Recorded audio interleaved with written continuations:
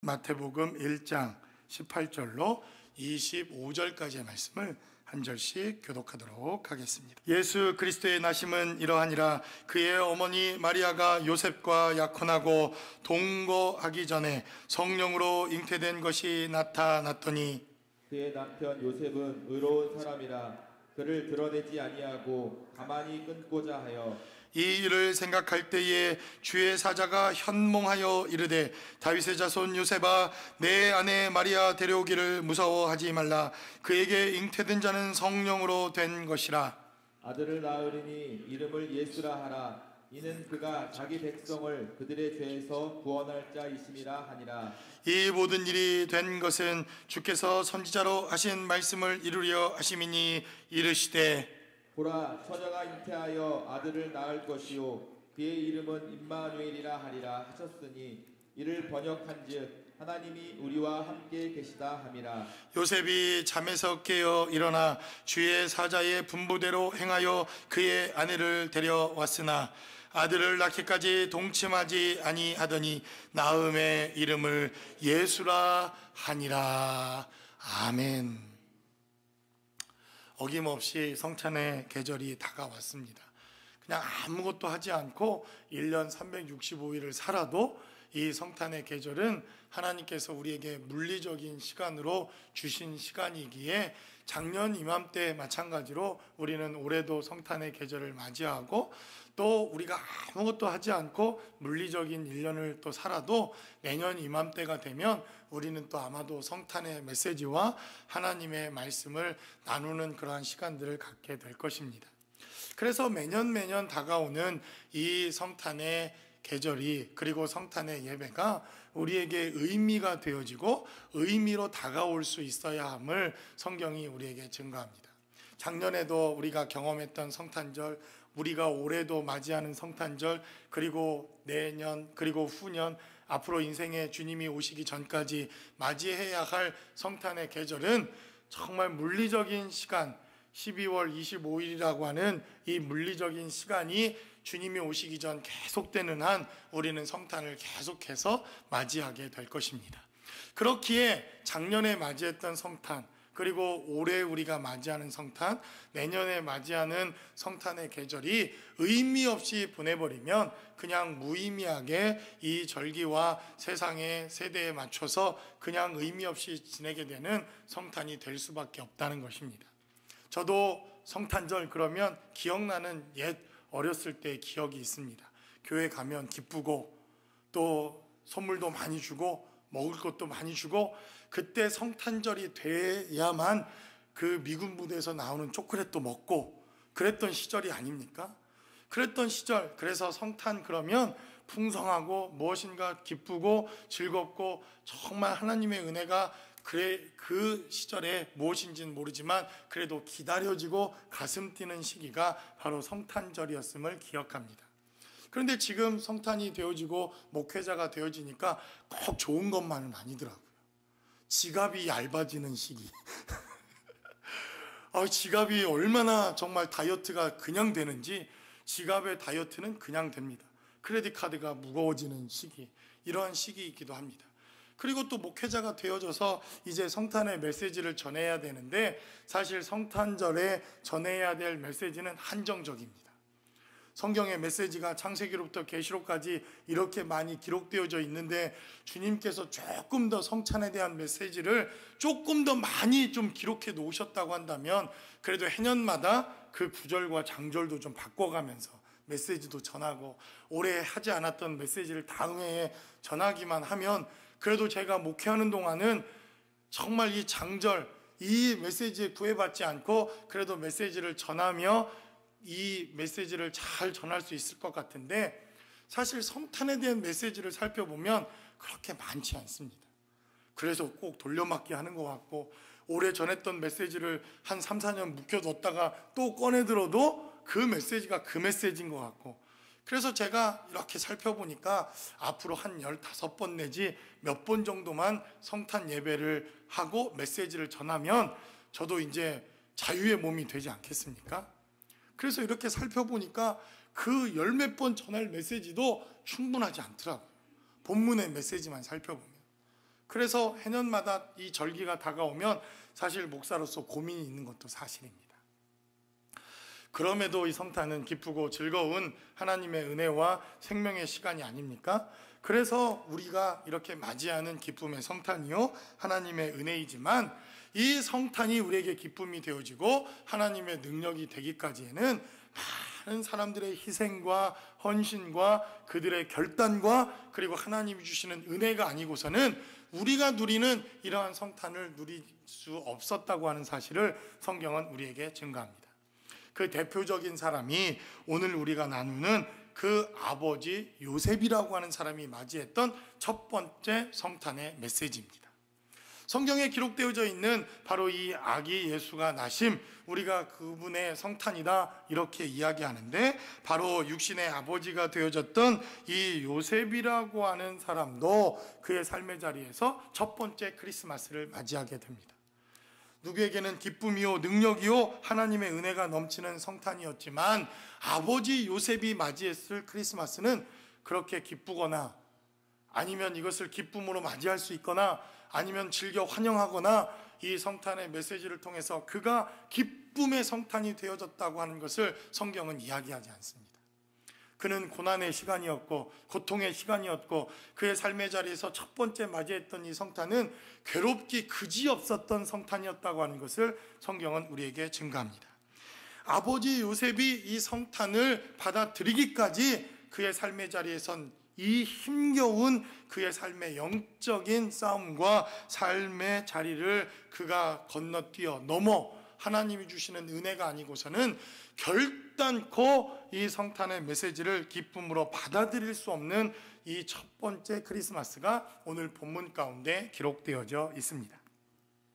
그래서 당황스럽고 힘들었고 이해할 수 없는 삶의 자리에 닥쳐졌던 이 요셉이라고 하는 사람의 성탄의 크리스마스, 그리고 그 성탄의 크리스마스를 그가 맞이하고 하나님의 은혜대로 받아들이고 삶의 자리에서 그 성탄의 의미를 그가 경험하게 되었을 때 비로소 저와 여러분들이 누리게 되어지는 성탄의 의미와 기쁨이 시작되었다고 성경은 우리에게 말씀합니다.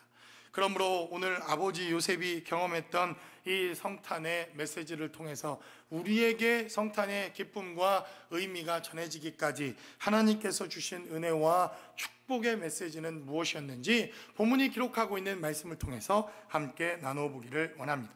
첫 번째로 본문은 우리에게 증거하기를, 바로 이 성탄이 우리에게 기쁨이 되고 생명이 되기까지 바로 성령님의 초월하심, 하나님의 역사를 인정하는 것으로부터 이 성탄은 시작되어야 한다고 본문은 우리에게 말씀합니다. 제가 서두에서 말씀드렸듯이 여러분, 우리는 기쁘고 즐겁고 하나님이 주신 은혜다 이렇게 성탄을 맞이하지 않습니까? 그런데 아버지 요셉이 맞이했을 이 첫 번째 성탄이라고 하는 것은 당황스럽게 그지없는 성탄입니다. 아니 도무지 왜 이러한 일이 나에게 일어나야만 하는가 하나님께 따져 묻고 싶은 그러한 역사적인 이러한 사건이 아버지 요셉이 맞이했던 첫 번째 성탄입니다. 그래서 성경은 기록하기를 예수 그리스도의 나심은 이러하니라, 그의 어머니 마리아가 요셉과 약혼하고 동거하기 전에 성령으로 잉태된 것이 나타났더니 라고 말합니다. 아마도 이 청년 요셉은 꿈을 꾸었을 것입니다. 이제 마리아와 결혼해서 행복한 신혼생활을 해야지. 다 우리에게 그런 꿈이 있지 않습니까? 그래도 이렇게 미래를 설계하고 아파트, 베들레헴에 아파트 24평짜리도 하나 마련하고, 그리고 아마 그런 꿈을 꾸었을 것입니다. 그래도 단란한 가정을 이루고 이렇게 결혼해서 열심히 가정을 가꾸고 그렇게 좀 삶을 살아봐야 되겠다, 이러한 꿈에 그가 정말 이 결혼 생활을 꿈꾸지 않았겠습니까?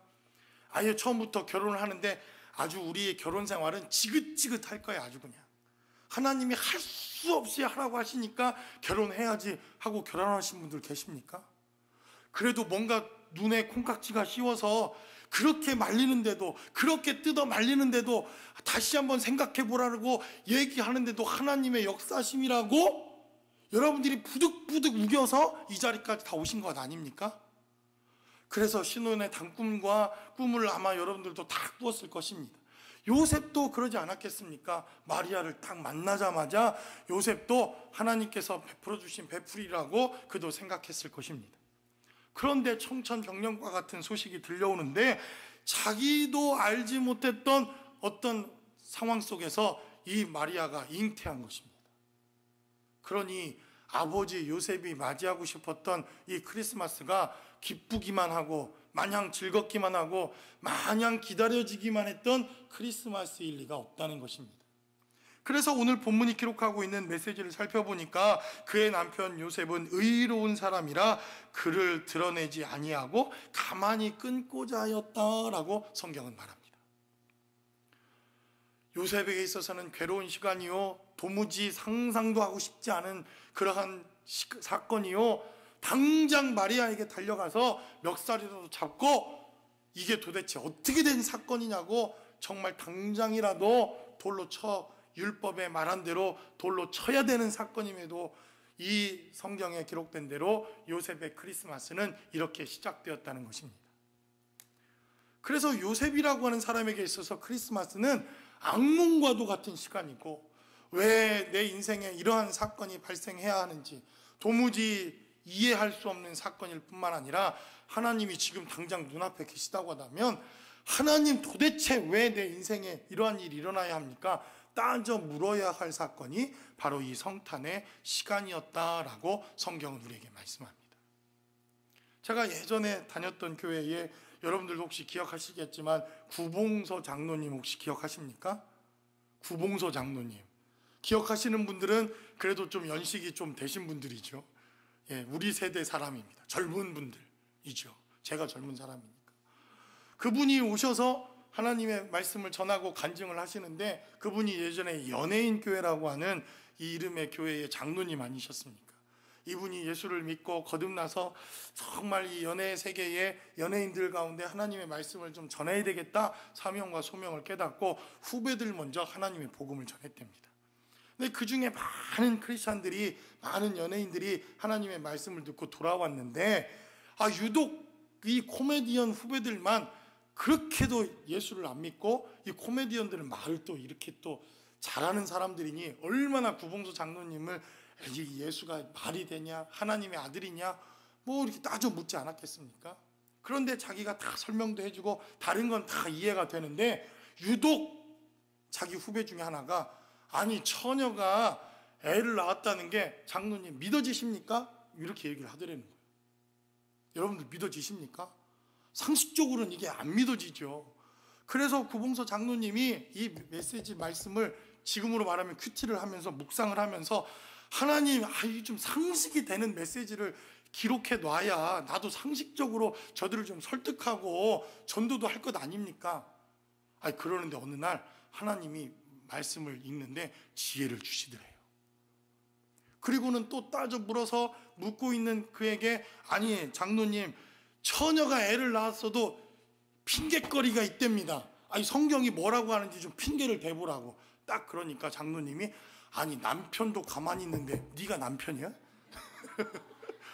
남편도 괜찮다는데 네가 남편이냐고. 그래서 그분이 영접을 했답니다. 그런 감정을 들은 기억이 있어요. 예. 그러니까 이게 도무지 이해가 안 되죠. 도무지 이해가 안 되죠. 남편도 아닌 사람도 따져 묻고 이게 말이 되냐고 막 우라통이 터미는 이러한 사건인데, 여러분 남편이 돼야 할 요셉이라고 하는 사람은 이게 이해가 됩니까? 이게 도대체 이걸 받아들일 수 있습니까? 도대체 하나님 앞에 따져 물어야 될 사건 아닙니까? 그래서 요셉이라고 하는 사람은 의로운 사람인지라 그가 사람으로서 할 수 있는 최고의 의를 가지고 한 일이 무엇이냐면 가만히 끊는다. 가만히 관계를 끊자. 마리아를 돌로 쳐 죽여야 되는 율법의 메시지지만 그래도 가만히 끊고 내가 저를 용서하고 이 관계를 끊어내자. 그는 그렇게 결단합니다. 그냥 쉽게 하루아침에 결단한 것이 아니라, 여러분 성경에 기록되어 있지 않지만 이 요셉이라고 하는 청년이 얼마나 이 뜬 눈으로 밤낮을 세워가며 고민하며 가슴앓이를 하며 이 결단을 했겠습니까? 저도 그래서 회개합니다. 저도 회개해요. 예전에 제 뒤로 350명쯤 저를 쫓아다녔던 그 여인들에게 이 시련을 줬던 그 마음을 제가 회개합니다. 동감되시죠? 예? 여러분 공감하시는 분 아멘 하시기 바랍니다. 그분들도 얼마나 뜬 눈으로 세우셨겠어요. 그런데 어떻게 하나님이 저한테 딱 정해주신 짝이 있는데 제가 다 책임질 수는 없잖아요. 저도 회개를 했습니다. 요셉도 얼마나 마음이 아프고 마음이 쓰리고 이 사건이 도대체 이해가 되지 않는 사건이었겠습니까? 그리고는 아마 며칠 밤낮을 뜬 눈으로 세웠던 요셉이 잠깐 잠들었을 때 천사가 그에게 현몽하여 나타났다. 성경은 이렇게 증가합니다. 그리고 20절은 기록하기를 이 일을 생각할 때에 주의 사자가 현몽하여 이르되 다윗의 자손 요셉아 아내 마리아 데려오기를 무서워하지 말라. 그에게 잉태된 자는 성령으로 된 것이다 라고 하는 하나님의 메시지를 듣게 됩니다. 이제 요셉이 깨닫게 된 것입니다. 무엇을 받아들입니까? 하나님의 일이라고 하는 것을. 이것이 하나님이 하신 일이라고 하는 것을 그가 믿기 시작했다는 것입니다. 그러니까 여러분, 이 성탄이라고 하는 것은 무슨 성경에 예수님이 우리를 위해 십자가에 죽으셨네 뭐 했네 여러분 설명으로 되어지는 사건이 아닙니다. 그가 하나님의 아들이요 그가 육체를 입었고 이 땅에 오셨다고 하는 것은 그냥 설교 몇 번으로 성경 공부 몇 번으로 우리가 받아들여지고 알아지는 사건이 아니라 하나님께서 우리에게 은혜를 주시고 믿음의 역사를 주시지 아니하면 결단코 이 성탄의 의미를 우리가 받아들일 수 없다는 것입니다.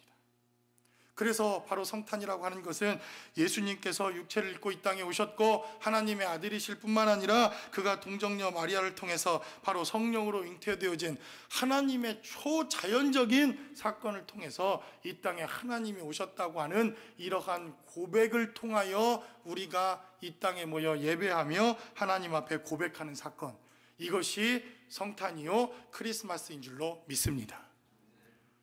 그래서 성탄절 날 크리스마스 추리도 하고 꽃도 갖다 놓고 우리가 찬양도 하고 노래도 하고 또 예배도 하고 하나님 앞에 이렇게 하지만 우리의 삶의 자리에 정말 예수가 오신 것이 하나님의 은혜요 능력이요 하나님만이 하실 수 있다고 하는 이러한 고백이 있는가 하는 것을 고백하는 사건, 이것이 저와 여러분들의 진정한 크리스마스가 되실 수 있기를 주님의 이름으로 간절히 축원합니다. 그래서 바로 이 아버지 요셉이라고 하는 사람이 첫 번째 맞이했던 크리스마스는 그냥 기쁨의 성탄절이 아니라 고민하고 또 고민하고 인간의 초월적인 이성과 인간의 상식을 뛰어넘어서 하나님만이 하실 수 있다고 하는 그러한 고백이 전제되어야만 그가 맞이할 수 있었던 크리스마스요 성탄이었다고 하는 것을 성경은 우리에게 증가합니다. 그래서 예수님의 수태고지에 대한 메시지가 성경에 등장하는데 예수님께서 이 땅에 오셨다고 하는 수태고지의 메시지가 얼마나 중요합니까? 그래서 저는 제 짤막한 생각으로는 마태복음에도 기록해놓고 누가복음에도 기록해놓고 마가복음에도 기록해놓고 요한복음에도 기록해놓고 아주 그냥 신약성경에 예수님의 수태고지에 대한 메시지는 다 기록해놓아서 정말 이거 갖고 좀 시비거리가 안 됐으면 좋겠다고 하는 저의 짤막한 생각이 있었어요. 그런데 보니까 누가복음에 딸랑 이 누가라고 하는 사람이 한번 예수님의 수태고지에 대해서 기록해 놓았더라고요. 그런데 여러분 잘 생각해 보시면 정말 기가 막힙니다. 하나님의 메시지는 얼마나 기가 막힌지. 누가라고 하는 사람은 의사 아닙니까? 누가라고 하는 사람은 의사입니다. 그것도 임금을 치료하는 임금의 주치의가 그의 예전에 갖고 있었던 직업입니다.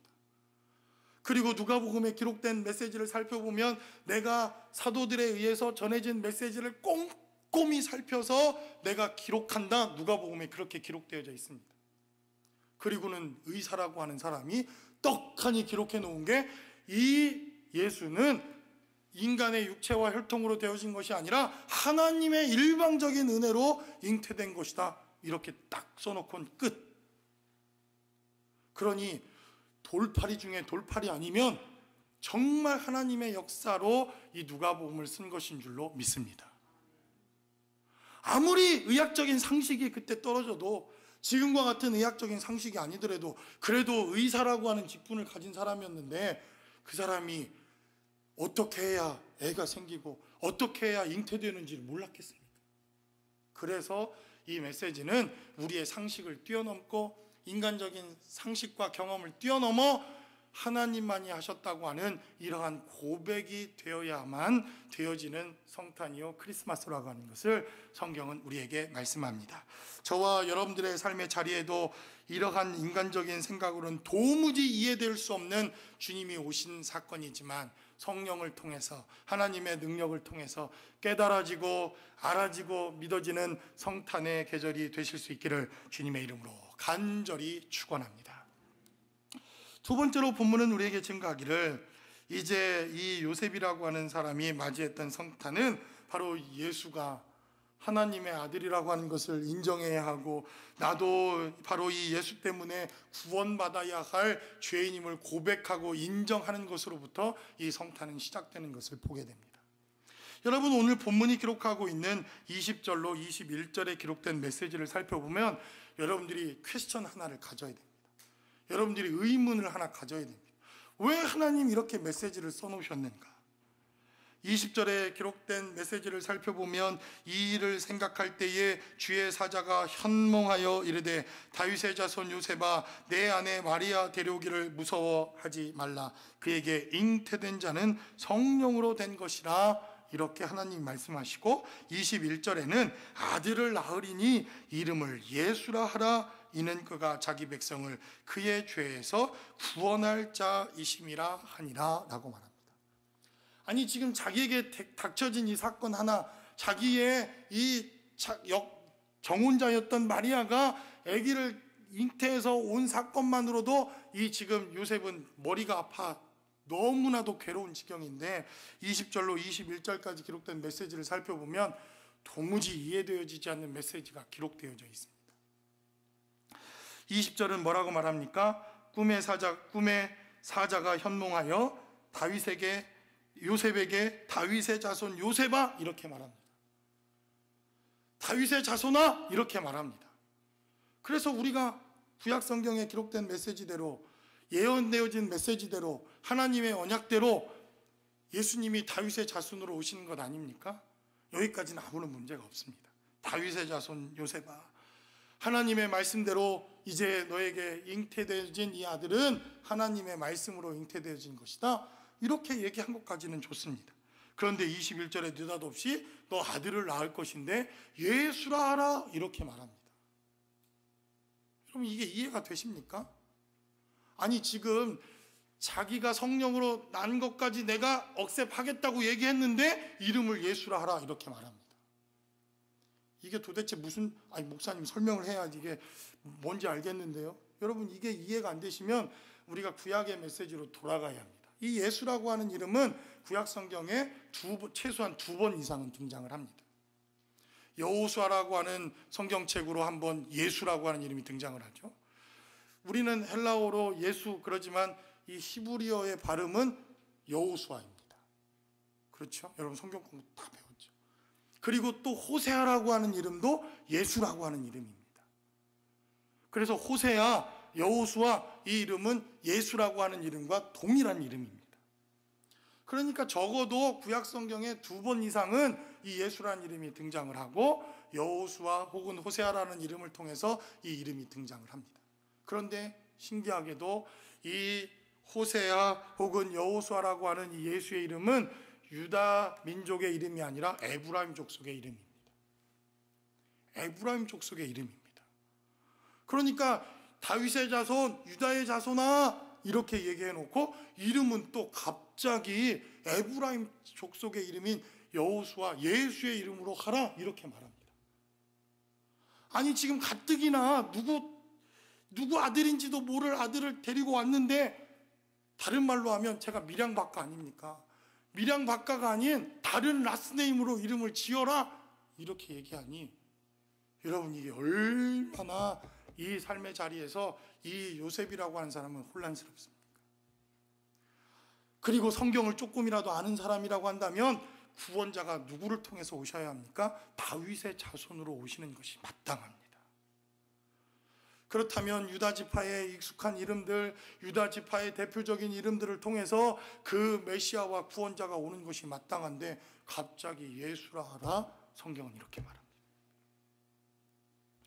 그러니까 이 요셉도 바로 하나님께서 정하시고 하나님께서 작정하시고 하나님께서 일하시는 대로 그의 삶의 자리를 내어 드리지 아니하면 이 구원의 역사가 이루어질 수 없다고 하는 것을 고백해야만 그의 삶의 자리에 이 성탄과 크리스마스가 시작된다는 것입니다. 믿으십니까, 여러분? 아멘이십니까? 그래서 바로 오늘 본문에 기록되어진 메시지를 살펴보면 하나님의 일방적인 은혜요 능력이요 하나님께서 하시는 사건이라고 하는 것을 바로 이 요셉이라고 하는 사람이 완전히 인정하고 하나님의 뜻대로 하나님의 계획대로 이 구원의 역사는 이루어지고 있다고 하는 사실을 그가 고백하지 않고서는 결단코 그의 크리스마스는 행복할 수 없었다고 하는 것을 성경은 우리에게 말씀하고 있다.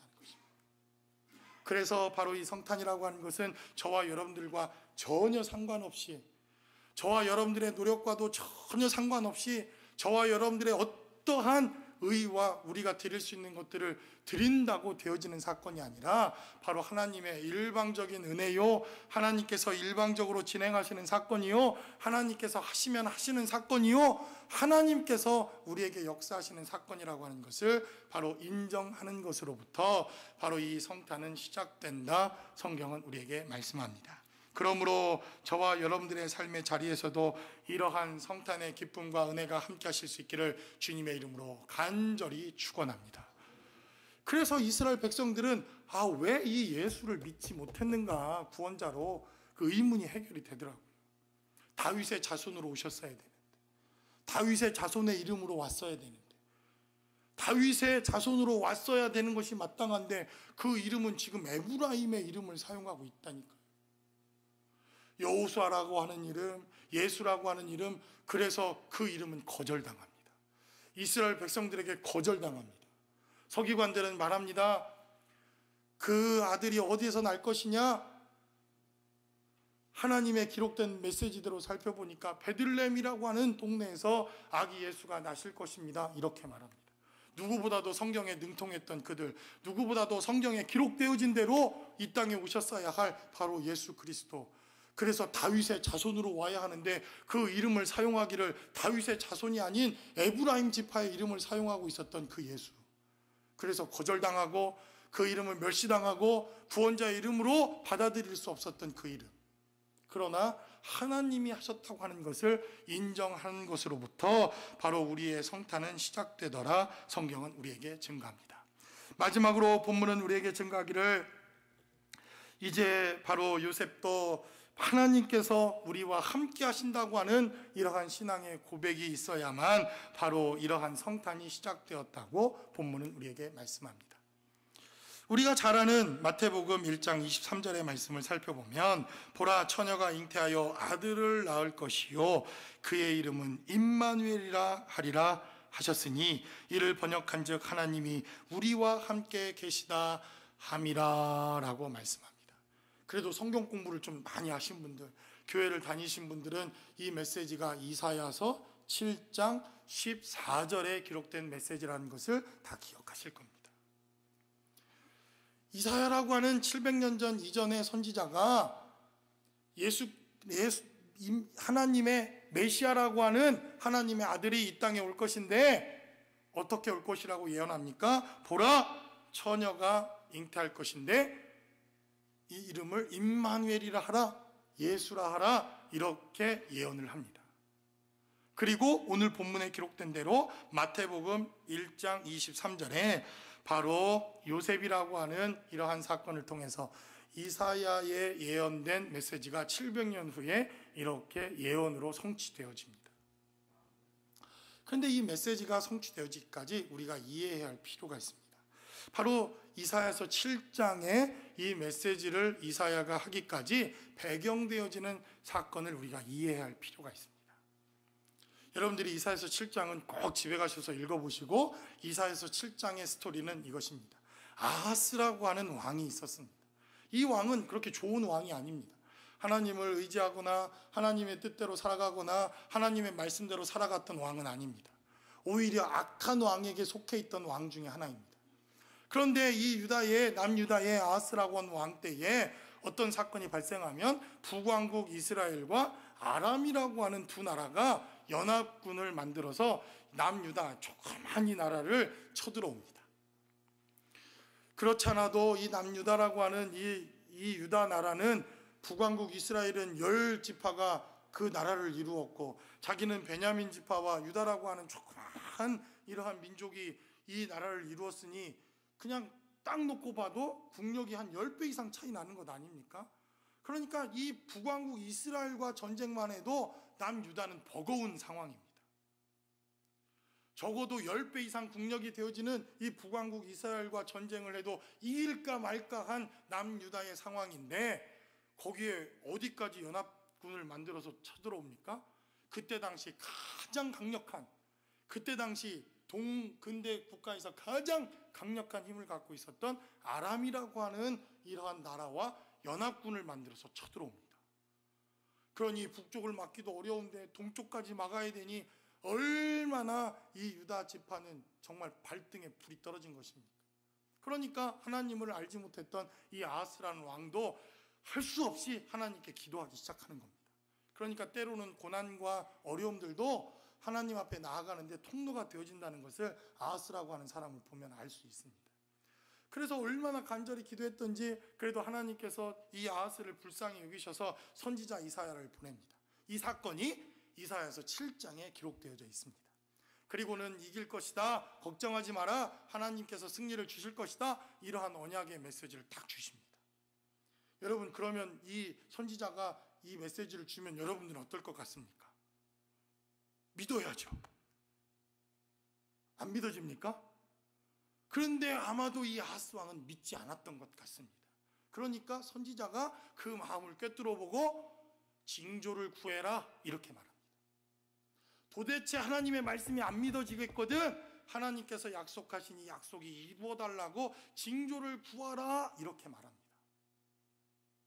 그랬더니 지 마음을 들켰으니 이 아하스가 얼마나 깜짝 놀랐겠습니까? 아닙니다, 나는 징조를 구하지 않겠다 이렇게 말하자 선지자 이사야가 전쟁에 반드시 이길 것인데 하나님께서 징조를 주시고 표적을 주실 것인데 그 표적에 대한 메시지가 바로 이사야서 7장 14절입니다. 이 메시지입니다. 보라, 처녀가 잉태하여 아들을 낳을 것이요 그의 이름은 임마누엘이라 하리라 라고 말합니다. 다른 말로 하면 전쟁에 이길 것인데 전쟁에 이기는 표적을 줄 것인데 그 표적이 무엇이냐면 처녀가 잉태할 거다. 아니 우리 같으면 무슨 뭡니까? 뭐 F-35기를 한 10대를 보내줄게, 항공모함을 한 100대를 보내줄게, 뭐 이렇게 해야 전쟁에 이기는 거 아닙니까? 하나님 기도하고 하나님 간구하면 우리가 주실 줄 믿습니다. 이렇게 하면 하나님 표적도 보여주시고 징조도 보여주십시오. 그러면 뭔가 장사가 좀 안 되고 사업이 안 되는 분들은 막 커스터머를 한 100명을 하루에 보내주신다든지 뭐 이래야 표적과 징조 아닙니까? 하나님 그래도 우리 교회 또 건축도 하게 해달라고 기도하고 하나님이 역사하시면 표적도 보여주십시오. 그러면 교회 뱅크 어카운트에 막 300만 불, 400만 불이 팍 찍혀야 뭔가 우리는 표적과 이적 아닙니까? 그런데 오늘 이 메시지를 보니까 처녀가 애를 가질 것이다. 이게 말이나 되는 표적입니까? 아니, 말이나 돼야 이게 징조라고 하지. 그런데 이 사건이 언제 일어납니까? 700년 뒤에. 700년 뒤에 요셉이라고 하는 사람을 통해서 선지자 이사야가 했던 메시지가 딱 메시지대로 이루어진 것을 우리는 성경 말씀 때문에 계산이라도 됩니다. 700년 뒤에 이루어졌구나, 우리는 계산이라도 되죠. 근데 여러분, 바꾸어 말하면 무엇입니까? 바로 이 메시지가 이루어지기까지 하나님께서 이스라엘 백성들을 보존하지 아니하시면 이 메시지는 성취되지 않습니다. 우리는 700년이라고 하는 사건을 계산할 수 있지만 그때 당시 이스라엘 시대의 사람들은 이게 1000년 뒤에 일어날지 1500년 뒤에 일어날지 2000년 뒤에 일어날지 이 사건을 어떻게 합니까? 그러니까 결국 이 사건, 처녀가 잉태하여 이 땅에 메시아가 오기까지는 이스라엘 백성들은 무조건 보존되어야 합니다. 말이 어렵습니까? 이 메시지가 성취되어지기까지는 어쨌든 이스라엘 백성들은 살아남고 또 살아남아서 바퀴벌레처럼 또 살아남아서라도 이 메시지가 성취돼야만 하나님의 메시지가 이루어집니다. 그러니까 결국은 무슨 말이에요? 처녀가 잉태하여 아들을 낳을 것이다. 이 말은 처녀가 잉태하여 아들을 낳기까지는 결단코 이스라엘 백성들은 멸망하지 않을 것이다 라고 하는 하나님의 메시지입니다. 여러분 이것을 믿으십니까? 바꾸어 말해볼까요? 주님이 오신다고 분명히 약속했습니다. 주님이 이 땅에 분명히 오실 것이라고 약속했습니다. 언제 오십니까? 우린 모르죠. 성경에 그걸 모른다라고 말합니다. 아버지만 아시고 아들도 심지어 모르고 천사들도 모르고 그 권한은 하나님께만 두었다라고 말합니다. 그리고 반드시 그분이 다시 오실 것이라고 우리에게 말씀하셨습니다. 다른 말로 하면 무엇입니까? 그분이 반드시 오셔서 그 메시지를 성취할 것인데 그 약속의 메시지를 붙들기만 하면 우리가 그 과정 가운데 어떤 삶을 살든 그리고 어떤 삶의 자리가 우리에게 주어지든 그러나 반드시 그날이 있어서 우리는 반드시 보존되어지고 저와 여러분들은 반드시 승리하게 되어지고 저와 여러분들은 반드시 하나님이 축복하시고 저와 여러분들은 반드시 천국 간다고 하는 이러한 언약의 메시지가 그 다시 오시겠다고 하는 하나님의 언약의 메시지라는 것입니다. 다른 말로 하면 이걸 믿는 사람만이 성탄과 크리스마스를 맞이할 수 있다고 하는 것을 성경은 우리에게 증거합니다. 그걸 누가 믿었다는 겁니까? 비로소 요셉이 이게 깨달아졌다는 겁니다. 비로소 하나님이 함께 하신다고 하는 것이 무엇인가 하는 것을 요셉이 깨닫고 이게 진짜 성탄의 메시지구나 하는 것을 깨닫게 되었다는 것입니다. 그래서 작년에 오시지 않았지만 어쩌면 우리는 이 성탄에 주님이 다시 오실 것을 고대하며 기대했어야 될지도 모릅니다. 비록 지금 이 땅에 이 시간에 오지 아니하셨지만 혹시라도 내년이라도 주님이 오시지 않을까? 고대하며 기대하며 하나님 오심을 기대하며 살아가는 삶의 자리에서 우리가 감사와 기쁨으로 맞이하는 것이 성탄이다라고 성경은 우리에게 증거합니다. 그러므로 이러한 하나님의 은혜와 하나님의 생명이 우리 가운데 함께 하실 수 있기를 주님의 이름으로 간절히 축원합니다. 그래서 이 성탄은 주님이 다시 오시는 재림의 날까지 우리를 떠나지도 아니하시고 버리지도 아니하시고 우리를 외면하시지도 아니하시고 그분은 없는 것 같지만 우리와 늘 함께 하시겠다고 하는 하나님의 언약과 메시지라고 하는 것을 성경은 우리에게 증거하고 있습니다. 여러분, 하나님이 24시간 여러분들과 한 번도 떠나지 아니하시고 함께 하시는 것이 여러분들에겐 복입니까? 아니면 여러분들에겐 저주입니까? 어떤 얘기에는 저는 분명히 이것이 복이라고 믿습니다. 하나님이 함께 계신 것이 복된 사람, 하나님이 함께 하시는 것이 기쁨이 되고 간증이 되는 사람. 그런데 어떤 이들에게는요, 하나님이 함께 하신다는 것이 저주일 수 있다는 것을 아십니까? 그 정확하신 하나님이, 우리의 모든 것을 아시는 하나님이, 우리의 생사화복을 주관하시는 하나님이 우리 안에 예수에 대한 생명이 없다는 것을 24시간 365일 평생의 삶을 통해서 하나님이 우리와 함께 하시고 있다고 한다면, 그래서 바로 이 성탄은 예수 그리스도 그분이 하나님의 아들이라고 하는 것을 우리가 인정하는 것으로부터 이 성탄의 계절이 시작되어진다고 하는 것을 성경은 우리에게 증거합니다. 그러므로 저와 여러분들, 우리 일상의 삶의 자리를 살아가는 저와 여러분들의 삶의 자리에서도 이렇게 하나님께서 함께 하시고 예수 그리스도의 생명과 능력이 함께 할 수 있는 저와 여러분들의 삶의 자리가 되어서 이 성탄이 우리에게 기쁨이요 생명이요 능력이 되고 하나님이 함께 하시는 거룩하고 복된 성탄의 역사가 저와 여러분들 가운데 함께 하실 수 있기를 주님의 이름으로 간절히 축원합니다.